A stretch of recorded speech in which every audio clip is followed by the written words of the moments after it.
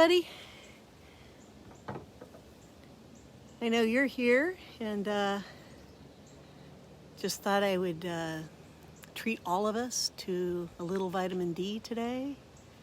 Be out in the fall weather for us here on the northern hemisphere, and if you're lucky enough to be in the southern hemisphere, you're having a similar day, just on the other side of it though. So how's everybody feeling? Gary, I'm glad to see you here this afternoon, and Patrick as well. Good to see you. This little piece of heaven behind me is my backyard. It's God's backyard. He just loans it to my husband and me and our dog River, and it's a pretty delicious view. If you're lucky enough to be able to hear it, if my phone can pick it up, you'll hear the wind rustling through the leaves, and you can see a little bit of the leaves turning. And that's a very blissful thing to sit amongst and have the leaves rain down on your head during the fall. It's Friday afternoon here in Nashville, Tennessee, and Gary, you just got off work. I'm glad for you to be off work for the day. That's wonderful, and hopefully you have a couple of days free coming up. I chose today to do this away from my office. The idea is needing a little personal time. These last couple of weeks have been, for me, a pretty big challenge. You all have people in your lives that depend upon you for various things, and that's true for me also. And sometimes many people need things kind of all at the same time, and that's been true here for me. So I thought today I would spend time with you guys, and then I would spend time just refreshing myself. If you started at the top of the hour, you caught a little bit of Native American flute. My husband and I have been taking lessons, online lessons. We're doing it sort of in a group format, and it's been a lot of fun, and makes me wish I had a lot more time for it. But that's something very pleasurable about sitting in the outdoors, making music. It's very comforting. So today, I thought, along with being out here with the vitamin D and really enjoying the outdoors, I was hoping that you guys would share with me what your lives and your weeks have been like in the last 7 to 14 days. We've talked a lot about loving others conditionally, putting together, checklists in our lives to challenge ourselves to be more transparent to God, more transparent to each other, having accountability, being obedient to the Lord and what He would want us to be doing. And among all of those things, and trying to put some of that into place for ourselves, I'm wondering what's going on with you guys, and if you've had any inspiration from some of those challenges. Now, Patrick, you say you have a question, that you've invited a homeless person to church and she was rejected because she was dressed in rags. How do you avoid that, and were you out of order? Wow, that's a great question. So,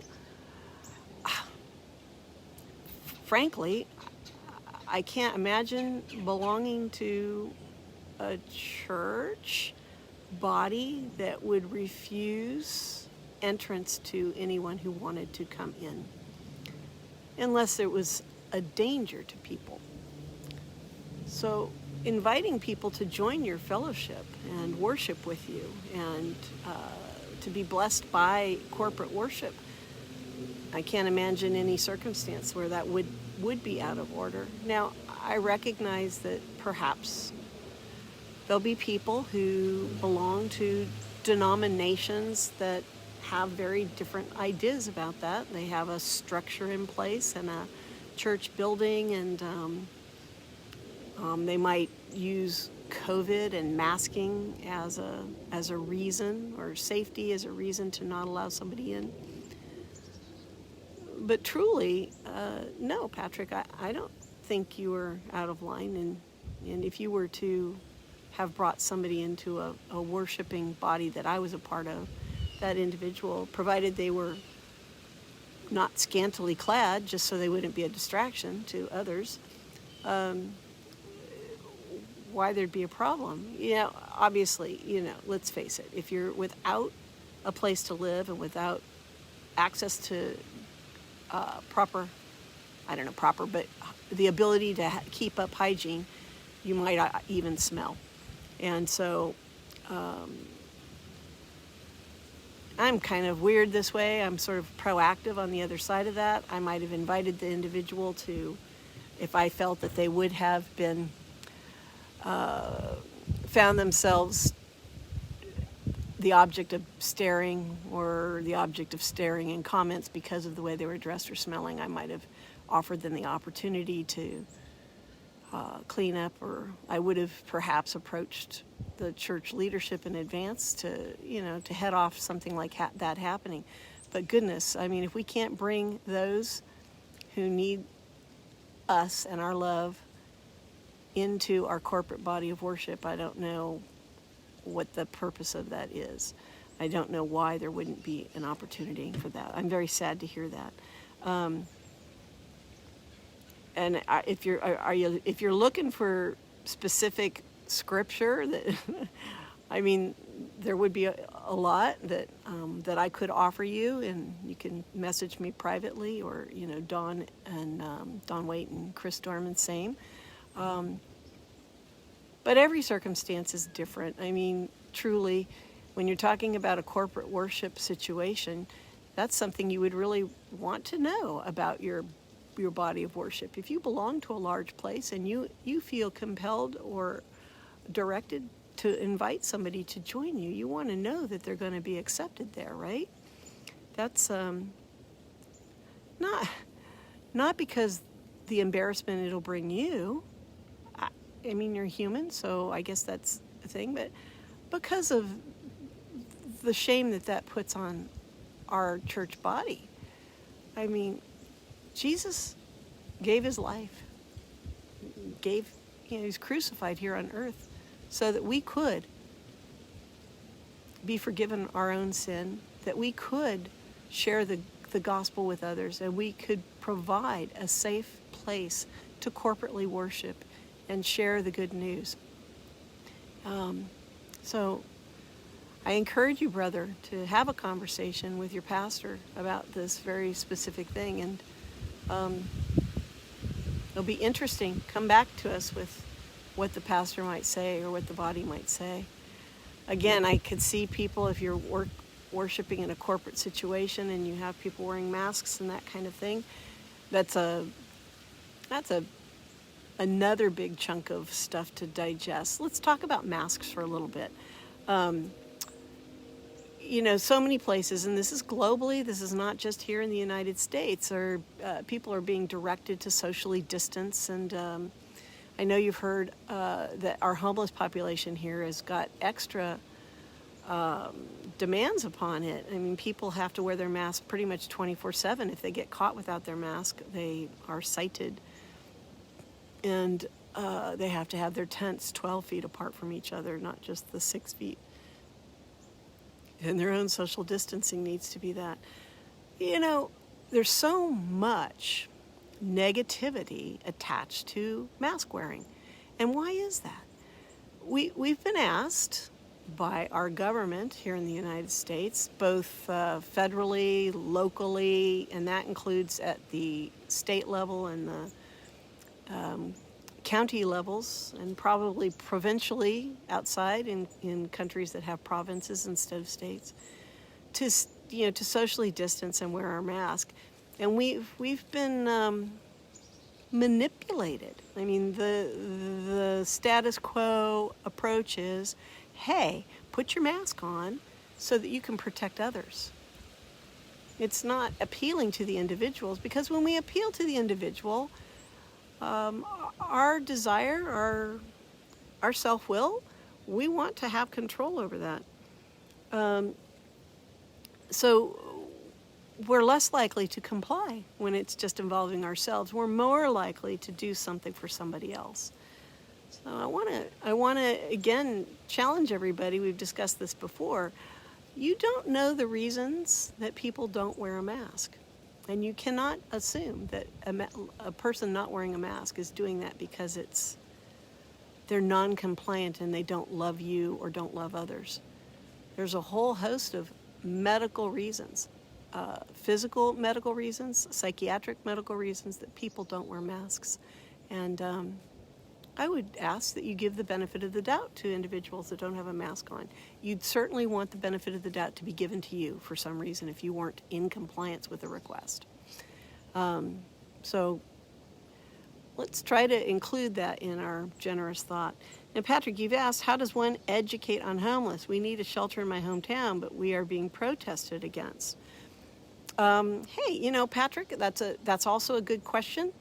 And without knowing the specifics about what the criteria for the protest are and how sizable your town is, I don't know that I can be of any kind of detailed help, and you're certainly welcome to private message me, or we can go back and forth after we talk today. But let's talk about that a little bit.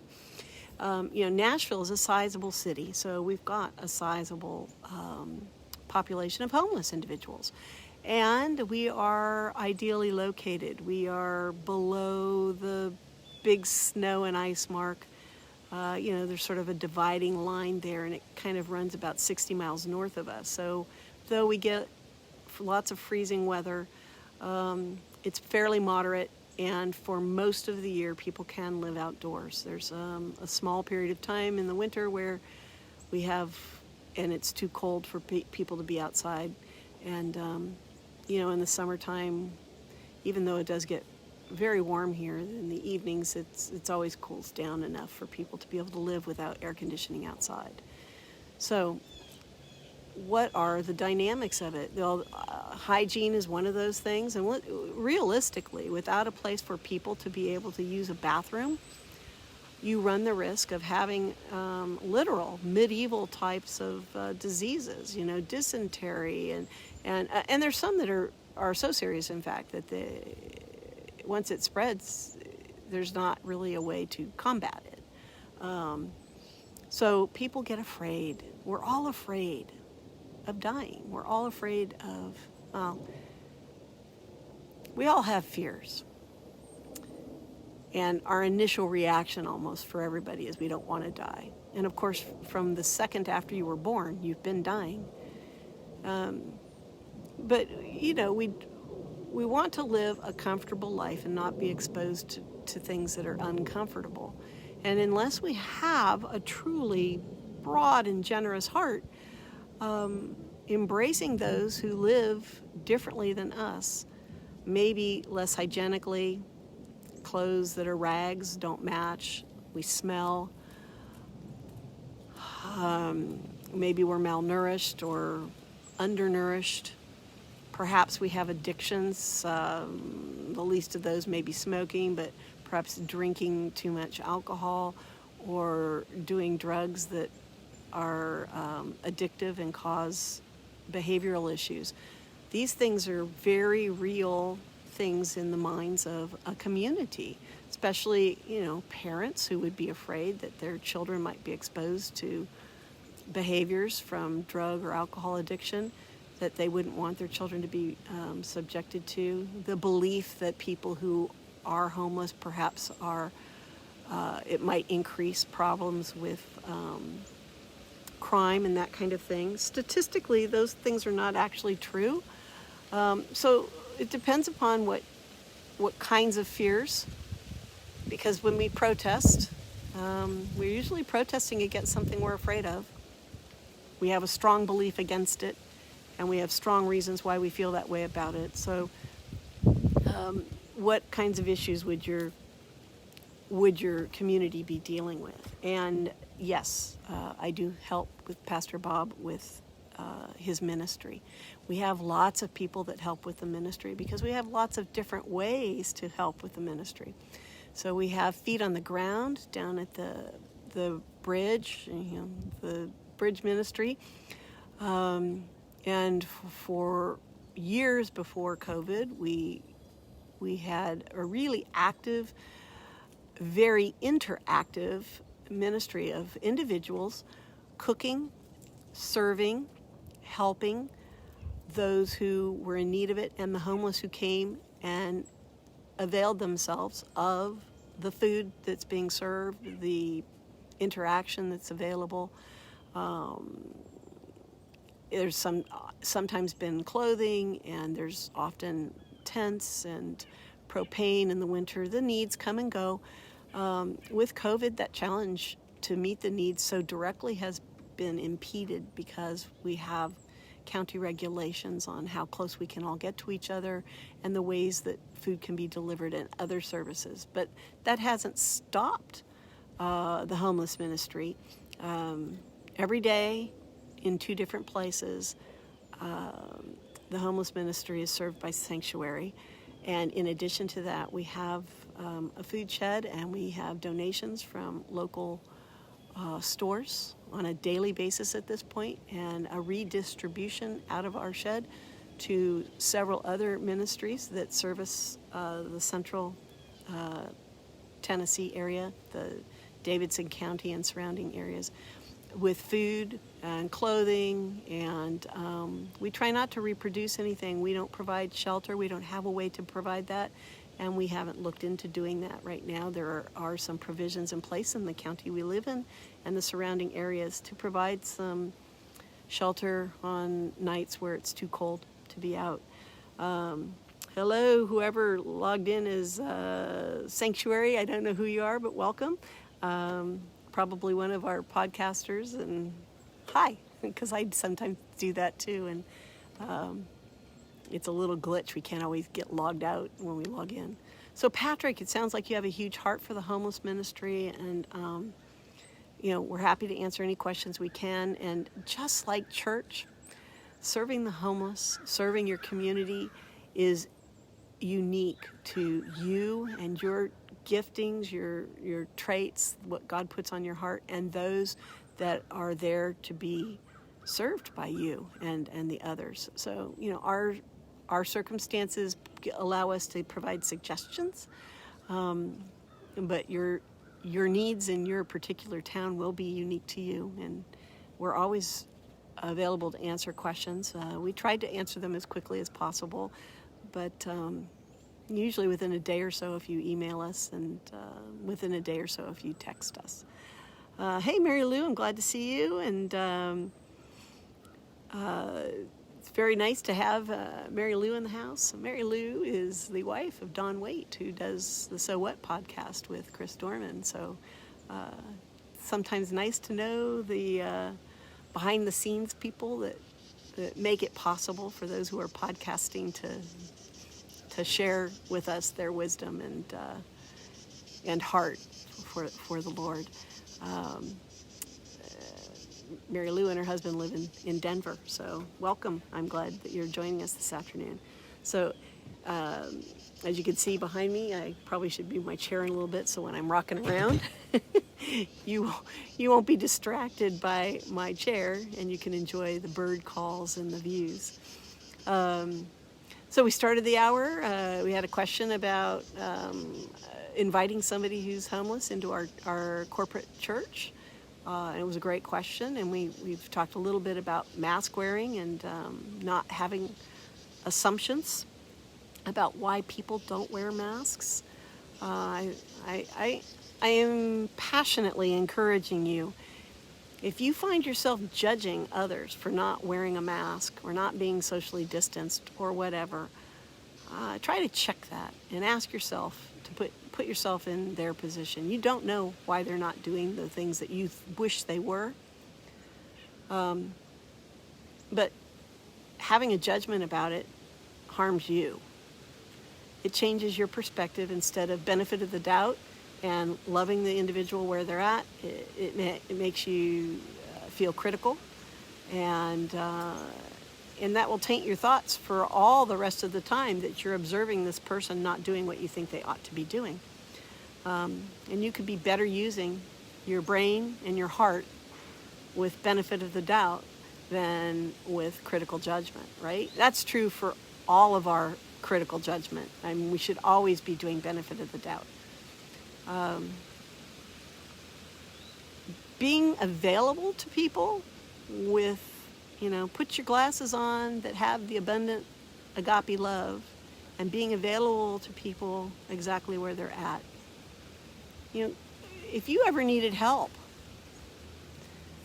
you never know. I get approached pretty regularly in the parking lot of my grocery store and the nearby gas station. We have a pretty good size homeless group in the area where I live. It's not Nashville downtown. It's north of that. I was approached the other day by a fellow who said, I just want to be forthright. I was released from prison. He described his circumstances, and it made me believe that he was released from prison because, as some of you guys know, I do work in the field of law, and though we don't practice criminal law, just by association, you get to know some of the ins and outs of those kinds of things in your town. And he was looking for funds to be able to get himself checked into a place with a bed. And the information that he had was all accurate. He was well-spoken. He asked. I dug into my purse, and I figured if God wanted me to provide, I would provide. God had something for me to provide, so I did. And I don't always do that. A good portion of the time, I simply say, I have no money, which is usually true. I don't carry it around with me, so I don't have to worry about being a steward in that way.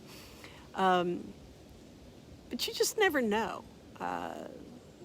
If you don't feel safe talking to people, then that's one thing. But if you don't feel safe, you might want to ask yourself later on, when you are in a safe place, what made you feel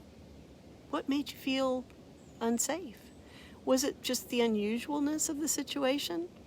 Were you in a well-lit area? Were there other people around? Was the person threatening in any way?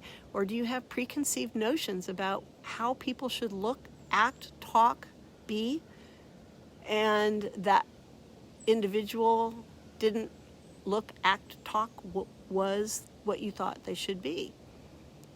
The idea that we could help an angel and not know it, it's probably not going to be somebody that looks, acts, and talks and is what you think they should be that's going to be the angel. What would be the challenge in that? It's going to be us acting outside of how we feel in the natural and relying on Jesus and our Holy Spirit to give us direction. If you really, really want to walk out the walk that God wants us to do, to be a Christian in the fullness of it, we need to be able to be a little afraid and trust that the Lord's got our back. We need to be able to be uncomfortable. We need to be able to put aside what we thought we wanted to do with our evening or our day because somebody else had a need that needed to be met and that you're there to meet. Yes, all of us can be in situations where we get abused or misused. But being a mature person in Christ, being a mature Christian, it's counting on us to pay attention to our time in the Word, to pay attention to our fellowship with our brothers and sisters, and to know each other well enough and to have a frequent and regular conversation with God ongoing, that when we're asked to do something, that we can do that without fearing that we're going to be abused or misused. You know, those of us who belong to or have belonged to fellowships where it didn't work out, the body of Christ in its fullness wasn't very godly, wasn't a good fit for us. And that's not necessarily the same thing. It can be not very godly and not a good fit for us, or it can be not a good fit and have nothing to do with the godliness of the rest of the fellowship. You know, if we've been hurt, you know, Bob's talked about this a little bit in the last couple of weeks. He talked about, you know, hurt people hurt others. Well, that hurt part changes our perspective. When we put our glasses on with the lenses that have hurt written all over it, we are suspicious or cynical or unloving or critical, or pick your negative adjective, instead of loving and having the benefit of the doubt for people. We definitely want to have the benefit of the doubt. We want people to love us. We want people to be able to be there for us, and they cannot do it if they're not listening to God, if they're not paying attention, if they don't have that kind of a relationship with Jesus. So, if you have people in your town that need help as a body and you feel called to help them, I honor you. I encourage you. I lift you up. I will lift you up in prayer on a regular basis, that you would answer that call. And if your call is different, if it's not to reach out to a body of individuals, such as a homeless ministry, if it's to reach out to individuals who are hurting, who need somebody there, perhaps it's somebody in a grieving mode. You know, there's no prescribed length of time that's absolute for us to heal from the loss of somebody that we love. And that doesn't need to be death. It could be the loss of somebody we love in a divorce or in a friendship that had withstood the time and suddenly isn't anymore. When we have things ripped out from our foundational network of support, that's when we need each other most. We need to be able to be good ears. We need to be able to provide for physical needs, food, comfort, entertainment, distraction, love, uplifting, companionship. These are very important things that each of us needs. And without that, our lives would be empty. The fullness of Christ is felt when we are loving and serving. Our recharge is in part dependent upon our loving and serving others. Even introverts who require more alone time than companionship time are still most fulfilled by loving and serving others. And there's ways to do that without being in large groups, actively engaged in crazy conversations that might really help some people get re-energized, but for the poor introvert, and I say poor, I secularly and socially, people who like to recharge on the solo are considered by extroverts to be, that's a sad thing. And those of us who are more introverted, the craziness of a lot of social interactivity for us feels like a tough choice as well. Everybody recharges in their best way, but mostly through serving and loving others, right? So if you're wanting to serve and love others and do it in a more individualized situation, what kinds of things can you do with that? Hey, Jess, they can still do much for the Lord and others in their own unique way. Absolutely. And, maybe list a couple of those if they come to your mind, Jess, in the chat room. There are tons of ways. With COVID, one of the coolest things that's happened is, we need those flesh to flesh interactions, and this kind of talking is not the same thing. But Zoom meetings or FaceTime and Skyping and various other ways, they aren't flesh to flesh, but they are at least person to person, and individuals are able to interact a little bit more than it is in these live chats that we do. You're able to have relationships with people in a one-on-one way that are beneficial. Even just a little crazy text message that checks in with somebody, or the Marco Polo app, which is it's a walkie-talkie on steroids. Doesn't require you to be available or the other person to be available, but it captures your fullness in the moment. You're able to share your expressions on your face, your micro expressions, your physicality, and your words with somebody to say hello. You're thinking about them, you're praying for them. It's a daunting task if you wanted to reach out and lift up and encourage everybody you know, but it's certainly not daunting if you did it 1 or 2 people a day. That's a breeze. For those who want to only, check off the list of all 600 people they know, you'd be traumatized trying to do all that in a short period of time. But you can certainly systematically reach out to those in your extended group of friends and acquaintances, and love on them, pray with them, pray for them.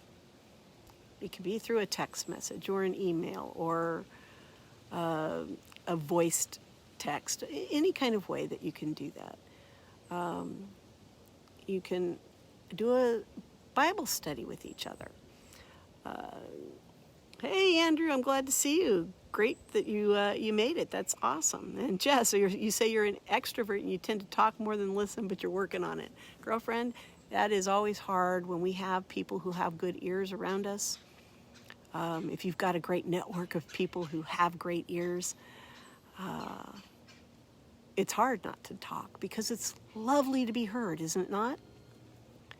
You have to intentionally, as you've pointed out, decide to listen. But I totally recognize when you're among friends and trusted individuals and a network of people who are willing to have their ears open for you, sometimes it is hard to stop talking because they're so available to you. And what a blessing that is. Right, but being people who are introverted or more extroverted but more service-oriented at the individual level, everybody needs to be heard. So if you're struggling to find a way to serve and love others, you don't need to look farther than your network of friends and family. Somebody there will benefit from you listening to them, loving on them, sharing in the way that you can, that you're hearing them right where they're at, providing encouragement. Don't try to fix everything, just listen. What a huge blessing that is for people. And people really have to be able to say things out loud sometimes. There's so much effort. When I grew up, it was said, if you don't have anything nice to say, don't say anything at all. That was one of the things that was said. And I don't disagree with that. But among those of us, among us where we know each other and we know each other well, sometimes saying things out loud actually excises it from the inside of us to the outside of us. It removes it from the part of our soul that can't seem to get it out any other way. There are people that you can speak to safely and say things that are on your heart that just need to be said, and then poof, as if you set fire to the words and they blew away. Speaking to a trusted individual can be cathartic. And always, there's always Jesus to talk to, and you don't have to fret about whether anything will be repeated, right? Giving voice to the things inside of you, your deepest, darkest judgments, criticisms, fears, those things are really important. Harboring them inside where they ruminate inside of you, they just build up and get bigger. Not a good thing. So being available to people in that way, a good set of ears is awesome. Closed lips, good ears. And remember that things that people might say to you, they don't need to be repeated. There doesn't need to be any kind of fixing or repetition of what words that were said. You'll know. You know when you're overstepping in that way. Don't fix, just listen. Hey, Patrick, I'd like to hear Native American Christian metal. Oh, that's rockin'. So I know my husband is out there listening because he's inside the house, which is on the other side of the camera here. And that's a pretty awesome request. And I don't know if there are any bands who play that style. But if anybody in the chat room does know, feel free to throw that up. And certainly on the backside of this podcast, Patrick, we will check it out. And, you know, there may not be a band that does that style all the time, but there may be some collective songs that we could compile together to do that. I know that Jess at one point in time shared a drumming worship that was amazing. Jess, I hope you don't mind that I'm saying that on here. You are so good about sharing, and that was completely amazing. And I know that there are some individual church bodies that do have Native American influence in their worship style. But as far as metal or rock specifically, that I don't know. But we'll, Jess knows rap. Awesome, Jess. We'll compile that, you know. And Patrick, when I get something put together, I'm putting that a little mental note right now. I'll do a podcast on it. It may take me a little bit to put something together, but we'll do that because it would be really awesome to have a collection of music that, you know, and we can't ever play any of that on these podcasts because we can't play the music in fullness. You know, the artists are entitled to compensation when they have their music played in public. So unless we were to get special permission or something, but we can certainly put together a list and have a conversation about it. Who knows? Maybe we could even have an interactive interview type of thing with some people that play worship music with Native American influences. That would be great. Andrew, a white metal Christmas album. There may well be one of those. You know, you guys all know you're talking to the wrong sanctuary individual for music recommendations. But that doesn't mean that I can't broaden my horizons and do that. I'm a studier and a counselor. And though I love music, it's not the music that's normally attached to sanctuary.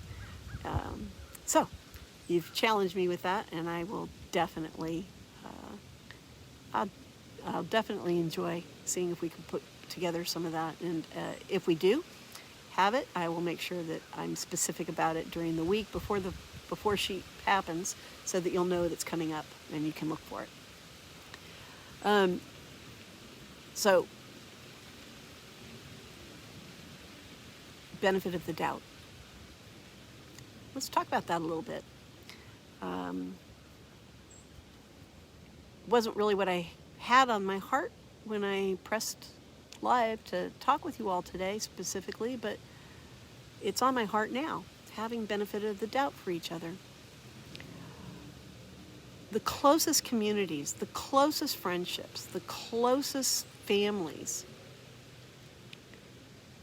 all still manage to get on each other's nerves. We all pull together as a family, as a fellowship, as a country, when we're challenged by outside bodies, foreign bodies. And I'm not talking about country specifically, I'm talking about foreign bodies invading our tight family fellowship space. So, you have siblings together, they'll argue like crazy among each other, but the minute one of them is threatened by some outside influence, everybody will draw together and unite, showing support, love, encouragement. It's typical because those ties are there. We find our common ground and our common way to foundationally link each other together through time together. Jesus asks us to have that for each other regardless of whether we've spent time with each other or not. Certainly, because we're human, we do better when we spend time with each other and we get to know each other. We get to know the reasons why we're each so valuable and likable and charming in whatever ways we are. It's always easy to give the benefit of the doubt to people we like and love. And you can't really like and love somebody unless you've spent time with them, except for our agape love, that Holy Spirit love. So how do we have the benefit of the doubt for people we don't know? And this is completely something we're responsible for. We can pray and ask God to infuse us with it, but we're responsible for it. If we are not giving people the benefit of the doubt, it's a personal choice we've made, even if it's unconscious, right? So now it's not unconscious anymore. I'm speaking these words out loud. You're hearing these words out loud. You no longer can live in the ignorance of, I didn't know I was making a choice to be critical versus providing the benefit of the doubt. I didn't know I was making a choice to see somebody in a negative light versus see them with God's love. It's said out loud, you've heard it, you can't unhear it, you can't unring the bell.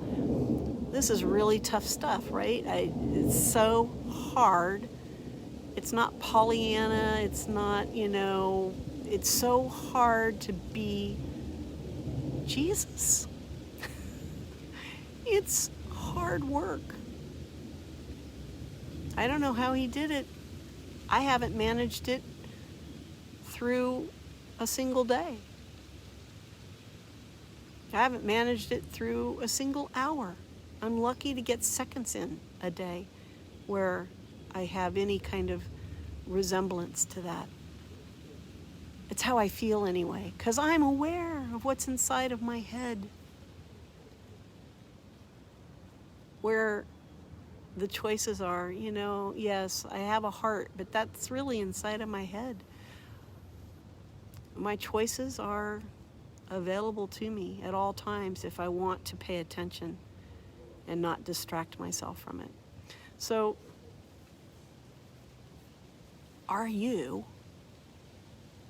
am I giving others the benefit of the doubt? Are we treating others the way we would want to be treated and thought of ourselves? Yes, over time, in relationships that you have with people, you get to know how people work and various kinds of things that we develop in our environmental upbringings, lending us to being manipulative or being manipulated. But when we don't know people, we don't have personal experience with people. To the contrary, we need to be generous in our love and our acceptance of them where they're at and allow them to create a relationship with us that's loving and hopefully godly. Well-meaning people who want to protect us and give us little bits of wisdom from the side about their relationship with somebody, and to make sure to smooth the way for you. It may be well-meaning, but that's that individual's relationship with the other one. Bob and I talk a lot about how differently we process. We have very strong foundational cores that we have in common. And we usually have the same goals, but how each one of us approaches getting to that place is often different.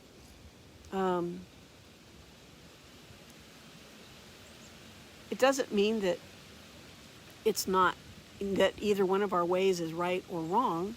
It's just different. And how people relate with him versus with me, and our individual wiring and our personalities and our characteristics. Somebody might be a great friend of mine and be a stumbling block for somebody else. And the same is true. They might be a great friend with somebody else, but for me, they're a stumbling block. I just struggle to be able to figure out how to navigate in harmony, right? Perhaps I'm not tolerant enough. I'm not well rested enough to feel generous about looking past things that are annoying to me for whatever reason. My lack of patience. There can be all kinds of things. Everybody is so different.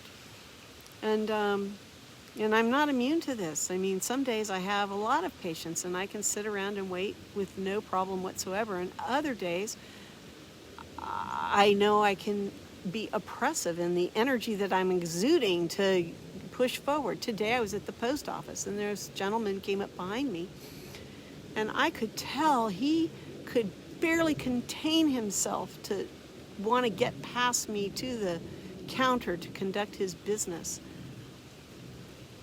But I was in a hurry also. I had a deadline, so I didn't offer to let him go past me. But I did have to put up a little boundary there and say to myself, hey, his urgency is his urgency. It's not mine. And whatever his urgency is, obviously it's important to him. So I'm choosing not to be affected by his urgency. I'm choosing to smile at him, although he couldn't really see me because of the mask. I'm choosing to feel relaxed myself. I'm choosing to move forward in the time that I can, and I'm choosing to be in control of how I respond to it. So, hi, John, I see you've joined us. That's great. This is my patient face. Thank you, Jess.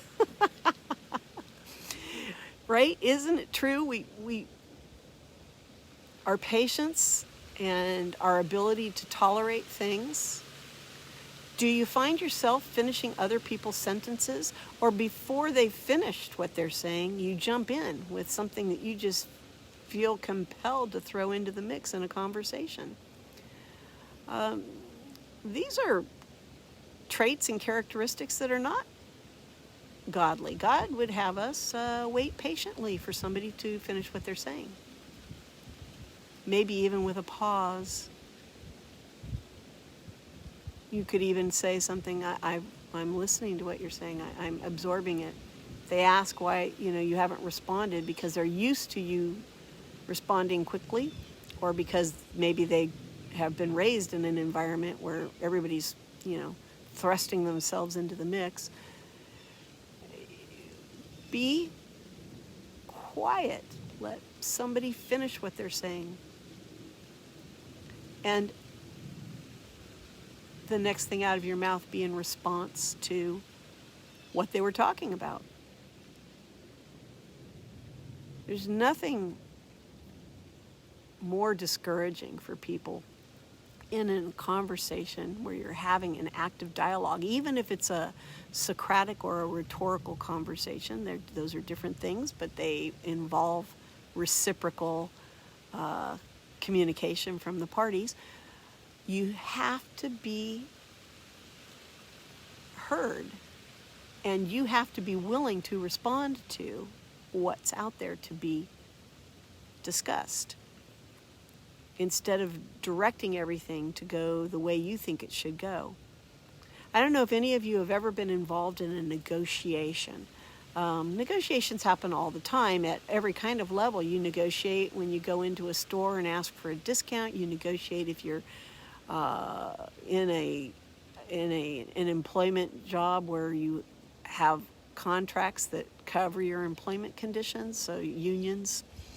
You negotiate anytime you're trying to figure out who all's going to meet together to go to a certain venue at a particular time. The things going back and forth, those arrangements, they're often cooperative negotiations.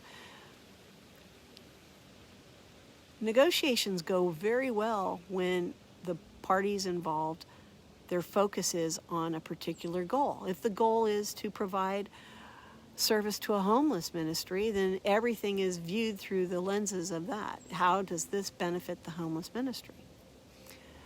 If it involves an employment negotiation, how does this benefit the employees and the employer in such a way that both parties come away with a win-win, or at best a neutral perspective? And if everybody can keep their focus on that same thing each time, every judgment is easily made, or fairly easily made. The minute we start to struggle with it is when we get lost in the mire. The last 2 weeks we talked about, the question, does my action, do my words, do they glorify God? And that's your foundational goal for you every day, and hopefully the people that you are fortunate enough to be in a networking fellowship with. Having the common goal, the common idea at the base of every conversation makes it easy to know where to go and how to get there. If you're having an argument with somebody you love dearly, well, what's the common ground? You love each other. So before you go further into the darkness of the disagreement, you have things that brought you together in the first place. Having that at your fingertips as your first choice of having it on your mind and your tongue, I love this person and they love me. And moving forward from there, there's history there. And when people get together in protest of something, they're in protest of a common thing normally. Have you researched that common thing? Do you know it well? Do you know why you object to it? Are you objecting to it because other people you know and have respect for told you that you should? Or do you have a knowledge of it and you object to it on its merits yourself? And are you able to discuss that with another person and share with them your specific points of view and why you object or why you endorse something? It isn't okay. It's not okay to link arms with another human being and join in an act of protestation just because you know and respect them. That's not sufficient. That's being a sheep. And unless it was Jesus calling you to protest, everybody else is just a human being. They can provide you with information, but if you don't verify it, what are you doing? God gives you the ability. Verify, then take an action. Verify, then develop your opinion. If you can't verify, if you aren't able to substantiate it, then remain neutral. Choose your behaviors based on a neutrality. There's no point in becoming part of a divisive action or activity unless you have certain knowledge. Our country, the United States, is very divided right now. And the world is very divided. I mean, we're divided on whether we should wear masks, whether we should not wear masks, whether there are political issues in most of the countries that are pulling people apart. Some of them aren't political. Some of them are based upon race. There are countries having active genocides going on because of the way people look. Crazy behavior. This is not what God calls us to do. We actively need to be loving each other. We actively need to be giving each other the benefit of the doubt. We actively need to not take action on something that will cause division unless we have certain knowledge that this is what we're supposed to do, and we've verified it, and we know it to be something that God's asking us to do. Being a sheep, sitting in a pew, listening to somebody tell us what to think, listening in a classroom of somebody to tell us what to think, watching different people on social media who you have come to think of as experts or knowledgeable in an area. Are they really? Where do they get their information? How come you believe them over anybody else?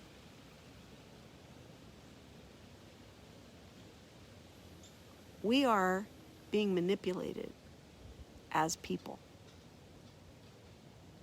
My brother Jamie mentioned the other day that in democratic societies, he was speaking specifically of the U.S., but the people who are in office get there because they know how to manipulate us to put them in that place, and it's true. We are, at this point, statistically predictable.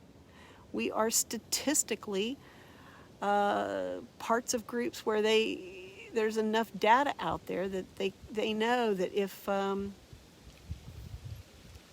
they put something up on a social media site and 1,000 people see it, that they can count on 5 to participate or buy something. This stuff is all out there. So rather than being a statistic, be an individual. Be your unique self. Decide to evaluate your sources. Decide to evaluate your response. And do it accordingly. Cameron, let's see. I tend to butt in to the conversation. I like to see and love everybody. I hear that. And Cameron, you're asking me, is Donald Trump a Christian? And could somebody please tell you? So I hear that, Cameron. And you know what? That's sort of like asking if I'm a Christian or if Bob's a Christian. I realize that we probably provide a slightly different daily walk, and so it seems easier to make that judgment about whether we are or are not Christian. I'll say to you, this is where you have to give people the benefit of the doubt.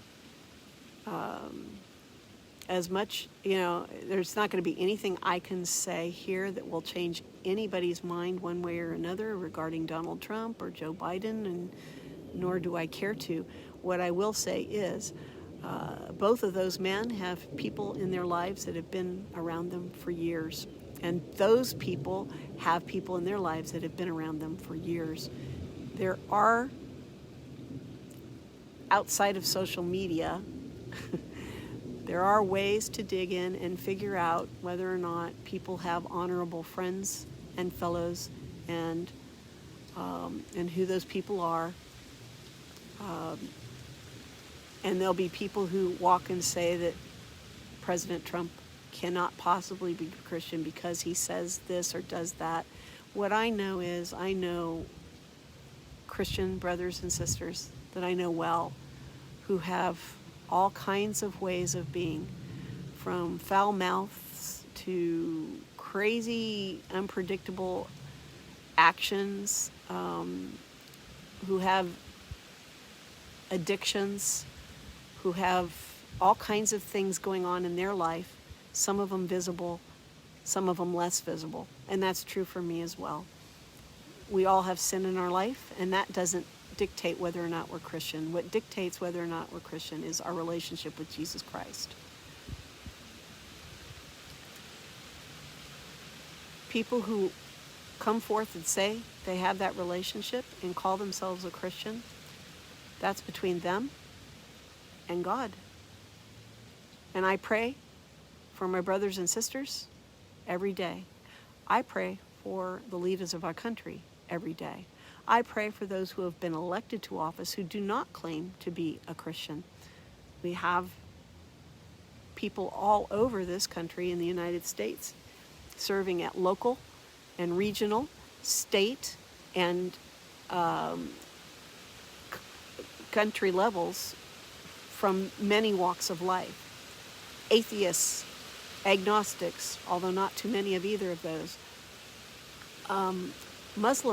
Islam followers, all various denominations of the Christian faith. And those who are willing to profess out loud that they are Christian, God bless them. And I pray that they're able to have a vertical relationship with Jesus, and I pray that they're going to have an opportunity to walk a life that demonstrates that Jesus is active in their life.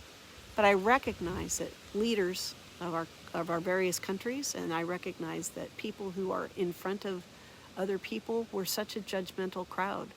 Pastors feel that they have to have a facade. Lay leaders inside of a church have to have a particular facade, because we leave no opportunity for people to be humans and flawed. It's wrong of us, because we're all human and we're all flawed. So President Trump claims that he is a Christian. I do not dispute that, and I pray for him. And I pray for every other man and woman who makes that same claim and who is in leadership in our country and other countries. So thank you for asking. And Jess, a good question to ask is, who did Jesus hang out with? And that is also a good question. This is a difficult thing. I think, as far as how to vote, that's a different subject for a different day, only because we're limited in time. We're already over time today. But we can certainly have discussion in the chat room some if you'd like, and you can message me. That's fine too. So thanks everybody for being here today. Before I sign off, I'm gonna lift this up. I don't see the Cumberland River behind me there. It's a peaceful place. And my husband and I have ordered ourselves a little tool, so I hope to be able to take you all the way down to the river at some point, and you can enjoy it. So thank you everybody for being here. God bless you all. I challenge you, go forth, give benefit of doubt, keep your vertical relationship with Jesus rocking, and make every choice not as a sheep. Verify and love each other. Bye.